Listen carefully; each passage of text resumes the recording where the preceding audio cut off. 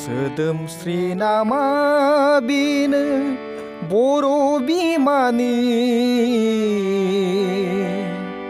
हारिमु नामा बेनो बर' हारिनि बिदा फंबायजोंल' सोंखारिलायनाय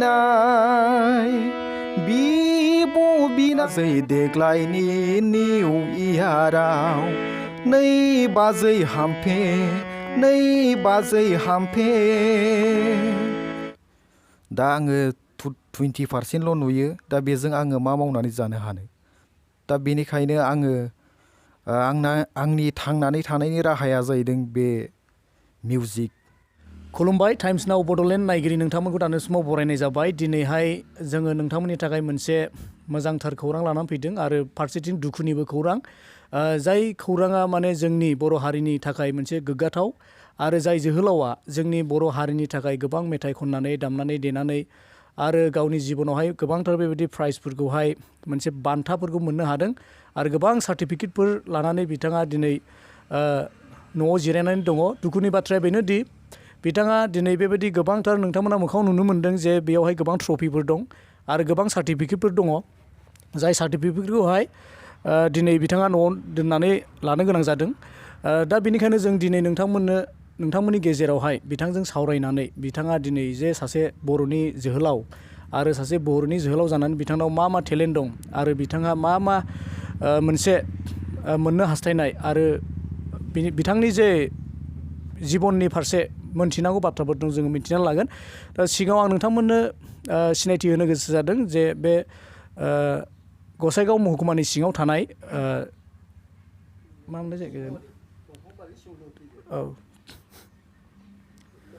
दा अजाया दे गसाइगाव महकुमानि सिङाव थानाय दंफांबारि सिमालथाबु पिजिआर गामिनि रत्नेस्वर नार्जारि बिथांनि न'खराव जोङो दिनै दंफैयो। जाय बिथाङा दानो बे समावहाय जोंनि गेजेराव जिरायनानै दङ। जोङो नोंथांमोनजोंहाय जोङो गुवारै सावरायगोन जे बिथांनि जिबनावहाय दिनैसिमाव मा जाबोखो आरो नोंथांमोननि थाखाय बियो मोनसे गोजोनथाव खौरां आरो जों बयनिबो थाखाय गोजोनथाव खौरां आरो फारसेथिं दुखुनिबो खौरां बियो मानि थाखाय जों बेखौनो सावरायगोन। दानो बे समाव आङो आदानाव खावलायदोङो नोंथांनि मुङा मा आरो गामिया मा आरो नोंथाङा मा फरायबोखो आरो दिनै नोंथांनावहाय मा मोनसे रोंगौथि दं बेखौहाय आं सिगाङावनो खोन्थानानै लाग्रोनो थाखाय खावलायनाय जाबाय। खुलुमबाय बयखौबो बयनिसिमबो गोदान बोसोरनि गोजोन हामलायनायखौ जासिग्रोबाय बयबो बर' रायजो राजाफोरनिसिम। थ' आंनि मुङा रत्नेस्वर नार्जारि आरो बिफानि मुङा निर्मल नार्जारि आरो बिमानि मुङा लाबायन्न नार्जारि। गामिया दंफांबारि होनो गसाइगाव महकुमानि सिङाव थानाय जिल्लाया क'क्राझार। थ' आं माने उन्दैनिफ्रायनो जोनोमनिफ्रायनो आंहा मेगना 20%ल' नुयो। दा बे 20%ल' नुनायजोंनो आङो खुनुरुखुम फरायबोनानै हायार सेकेन्डारिखौ पास खालामनानै दा फरायनो हायाखिसै आरो लोगोसे मेथाइखौ आङो उन्दै समनिफ्रायनो रोजाबखायोमोन। जेला जोंहा गोदोहाय माने न'खरावहाय गंसे रेडिअ' दङमोन। बे समाव आं रेडिअ'खौ जोबोद खोनासंनो मोजां मोनोमोन आरो रेडिअ' खोनासंनानै जोहोलाव नीलेश्वर ब्रह्मनि खुगा मेथाइ आरो गबदा बसुमतारीमोननि खुगा मेथाइफोरखौ आङो जेलानाखि बैसागु समावहाय रंजायोमोन बयबो बे समाव आङो बिबै सोमोन्दो जानाय बुरिसाफोरनो माने मेथाइफोरखौ खननानै होयोमोन। बे समावनो आङो माने उन्दै सममोन। बे समाव आंखौ बयबो अननानै बुङोमोन नोङो सासे जोबोद गिदिर देंखोगिरि जागोन बेफोरबायदि बुंनानै बयबो आंखौ थुलुंगा होयोमोन।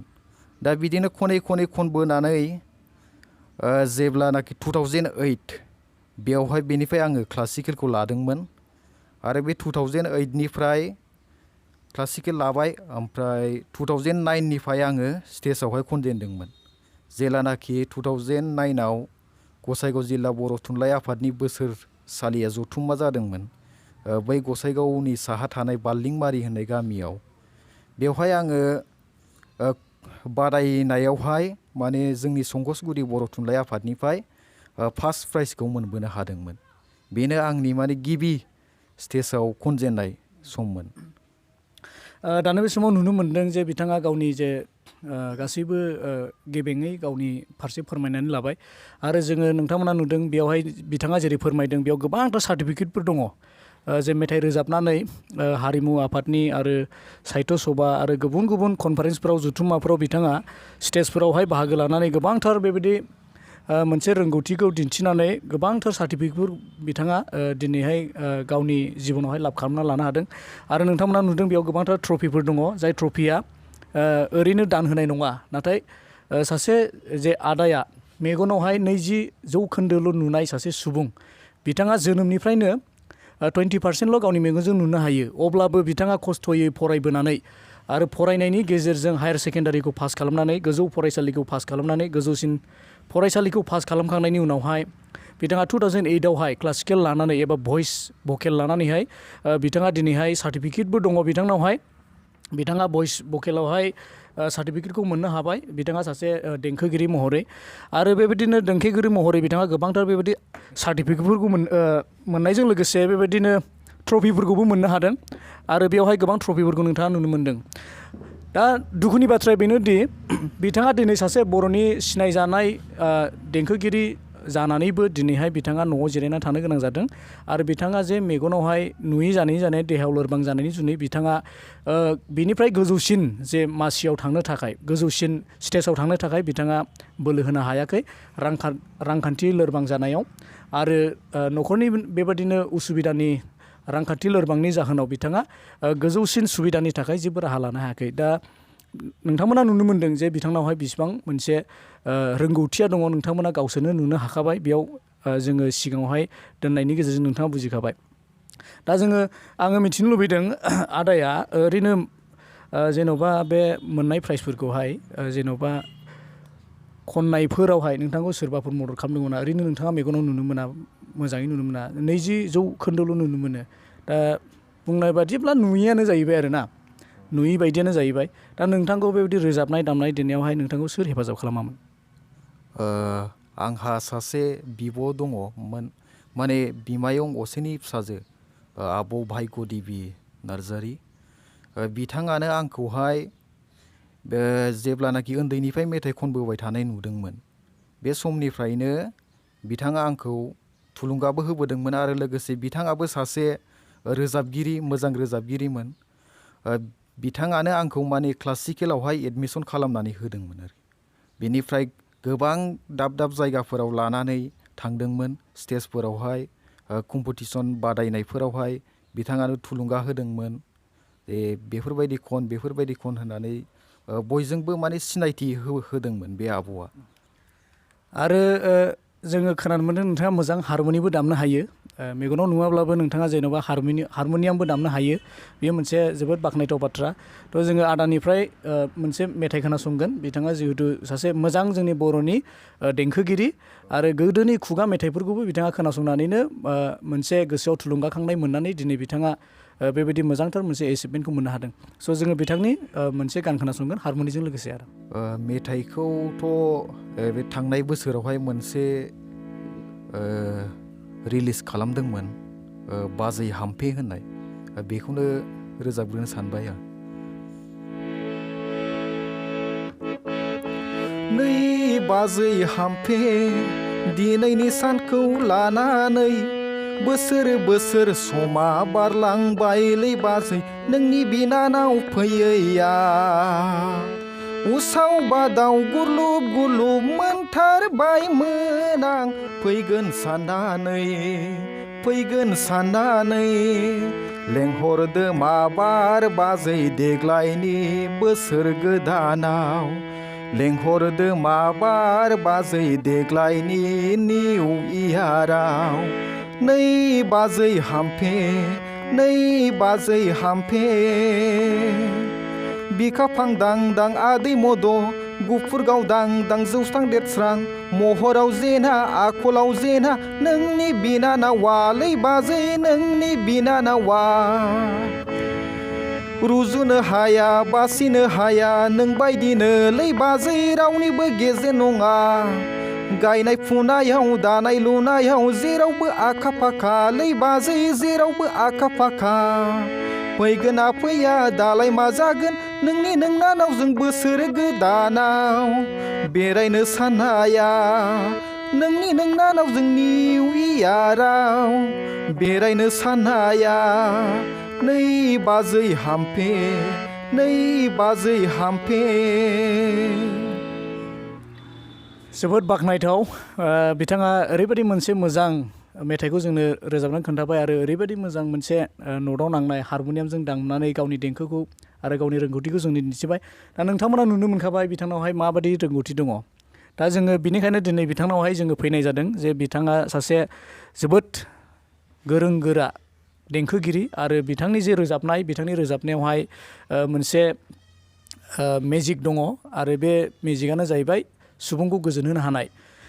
दा जोङो मिथिनानै लाबावगोन जे आदानि जे रोंगौथिफ्रा माबोरै जागायखो आरो बिथाङा क्लासिकेलखौ बबे मायथाइनिफ्राय आरो मा मा मेथाइ रोजाबनानै बिथाङा सार्टिफिकेट मोननो हाखो आरो बिथांनावहाय बेबायदि जे ट्रफि मोननो हादों बे ट्रफिफोरखौ बिथांफ्रा बबेनिफ्राय मोननो हाखो जोङो गुसुङै थुलमुलै जोङो मिथिनानै लागोन। आंनि क्लासिकेल लानायाथ' 2008निफ्राय लादोंमोन। दा आङो क्लासिकेलखौबो माने लाथायजोबनो हायाखै फैसा थाखा उसुबिदानि थाखायनो। थ' बिसारकनि सेकेन्ड इयार मोनबायमोन आरो जागायनायनिफ्राय। दा माने आं लानाया 7 बोसोरनिमोन नालाय कर्सआ। दा 7 बोसोरावहाय 5 बोसोर लानाय जादों दा 2 बोसोर दंबावो क्लासिकेल। बबे क्लासिकेल स्कुलनिफ्राय नोंथाङा बे सार्टिफिकेटखौ मोननो हादोंमोन बबेयाव लायामोन नोंथाङा? बेखौथ' आं गसाइगावआवनो लादोंमोन बे बरुन कुमार दे होननाय सारजोंहाय। माने क्लासिकेलनि बर्डआथ' कलकातानिफ्राय फैयो। आरो नोंथाङा क्लासिकेलखौ बोसोरनै लादों आरो बोसोरबा लानाय जादों। औ। आरो नोंथाङा बे जे प्राइज बेयाव जों नुनो मोनदों जे बान्थाफोर नोंथाङा बेफोरखौ सार्टिफिकेटबो गोबां दङ जों दिन्थिजोबनो हानाय नङा। सार्टिफिकेटआ गैयाबाबो 15-20 खानसो दङ। दा नोंथाङा बेफोरखौ गासै बबेनिफ्राय मोननो हाखो आरो मा मा मेथाइ रोजाबनानै नोंथाङा मोननो हादों? बे ट्रफिफोरखौ आङो जेब्ला 2017आवहाय गसाइगाव इउथ BPFनि माने फेस्टिभेल जादोंमोन।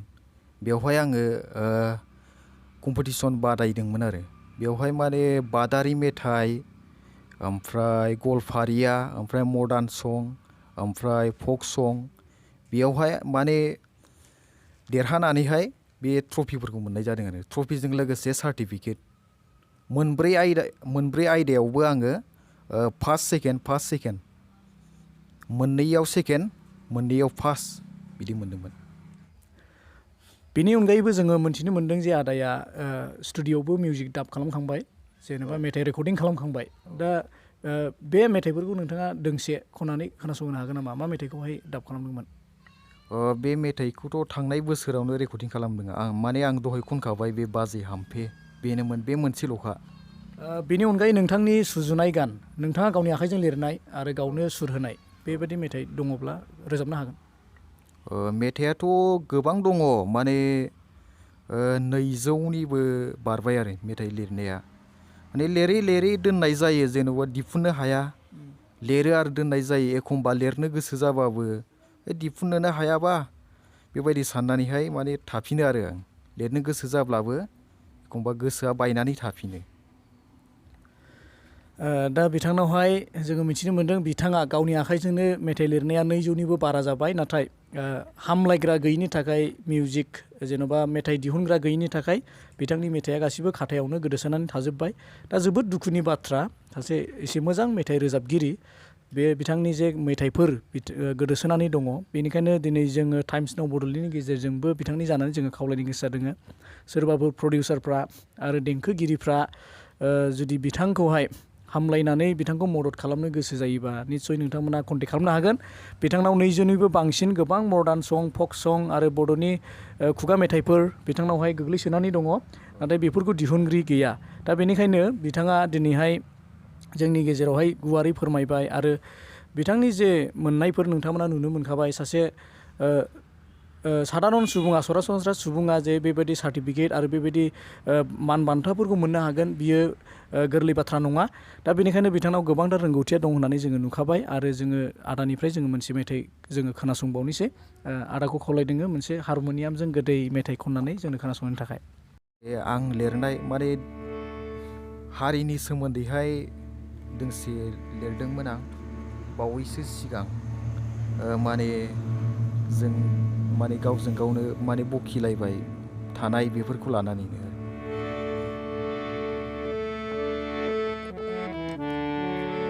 सोदोमस्रि नामा बेनो बर' बिमानि,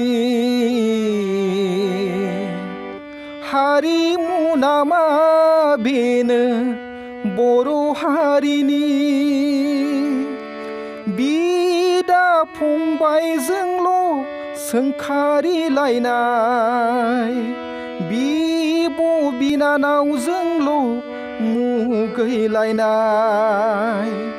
बिदा फंबायजोंल' जुजिलायनाय, बिब' बिनानावजोंल' मोहेरलायनाय, हारिमु नामा बेनो जोंनि,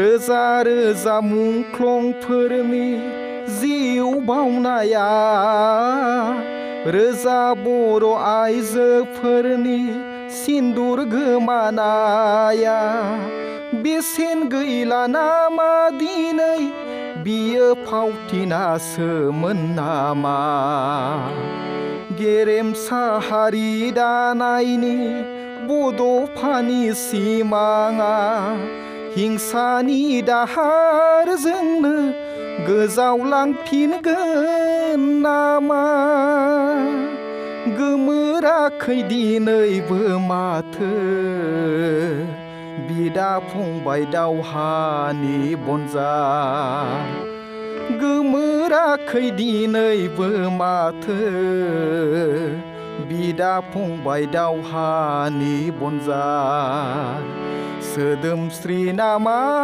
बेनो बर' बिमानि, हारिमु नामा बेनो बर' हारिनि, हारिमु नामा बेनो बर' हारिनि।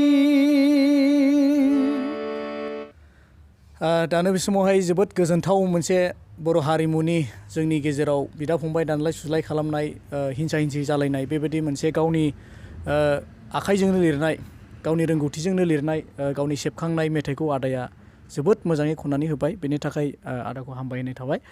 आरो दिनैहाय बिथांनि जे गुबै थांखि बे जाहैबाय सोरबाफोर जेन' बिथांखौ अनसायनानै बिथांनि थांनानै थानायाव मदद खालामो आरो बिसेसकरि जोंनि जे गभर्नमेन्ट अफ बिटिआरनि गभर्नमेन्टआ सोरखारा जेन' बिथांखौ अननानै बिथांनो अनसुंथाइ हरो आरो बिथाङा थांनानै थानायाव जेन' राहा लामा मोनो, बिनि थाखाय दिनै बिथांनावहाय मोनसे खावलायनाय जोङो मोननो हादों। आरो जोङो निस्सय जोङो बिथांनिफ्राय जोङो मिथिनो मोनदों जे बिथाङा उन्दैनिफ्रायनो 20% मेगनाव नुनो मोननायजों लोगोसे गोबां उसुबिदानि गेजेरजोंबाबो बिथाङा गोजौसिन फरायसालिखौहाय उथ्रिसारनानै आरो क्लासिकेलखौ 5 बोसोर क्लासिकेल लानानै बिथाङा मेथाइ रोजाबनायाव आखा फाखा जानो हादों आरो बेबायदि गोबांथार प्राइजफोरखौ बिथाङा बान्थाफोरखौ मोननो हादों। जोङो नुनो मोनो ससियेल मिडियाफोरावहाय सासे सुबुङा सोरबा सुबुङा मेथाइ खननानै पस्ट खालामोब्ला गोबां शेयार खालामनानै भाइरेल खालामनायखौ नुनो मोनो। दा जोङो नायगोन जोंनि जे ब्रादार, बे ब्रादारनि जोंनि बर' फिसानि थाखाय सोर साबेसेया माबायदि मदद खालामो, जोङो बेखौहाय आसा थाबाय जोंनि बर' हारिमुनि जोंनि बिदा फंबाय बिमा बिफा बयबो अनसायगोन आरो बिथांनि थांनानै थानायावहाय मदद खालामनायाव निस्सय बयबो हेफाजाब खालामगोन। जेन' जे बिथांनि जे मेथाइ रोजाबनायनि रोंगौथि बेखौ जोंनि बर' हारिनि आरो गुबुन जायगाफ्राव बयबो नुनानै मोनसे बर' हारियाव गोग्गानायखौ मोननो हायो। स' बेनिखायनो खावलायबाय बिथांखौ मदद खालामनो थाखाय जों बयबो आवगायबोनानै जेन' जोङो बेखौ हेफाजाब खालामो। दानो बे समाव जोबथारनायावहाय नोंथांमोन बयबो नायगिरि नोंथांमोनखौ हामबाय होनबाय, साबायखर बावनाय दोनहरबाय आरो दिनै जोंनि गेजेरावहाय नुजाथिनाय आदा जोंनि जे देंखोगिरि मान होजाथाव बाख्नायजाथाव आदानिसिमबो साबायखर बावनायखौ दोनबाय। आरो बिथांनि जे गासैबो मोननाय बान्थाफोर आरो गोबां सार्टिफिकेटफोर दङ बे गासैखौबो जोङो टाइम्स नाउ बड'लेण्डनि जानानैहाय आरो आदानिसिम मान बावनानै साबायखर बावनायखौ दोनबाय आरो जोबथारनायाव रायजो राजा नोंथांमोन साफ्रोमखौबो हामबाय होननानै जोंनि भिडिअखौ दिनै एसेयावनो फोजोबनाय जाबाय। गोजोन्थों।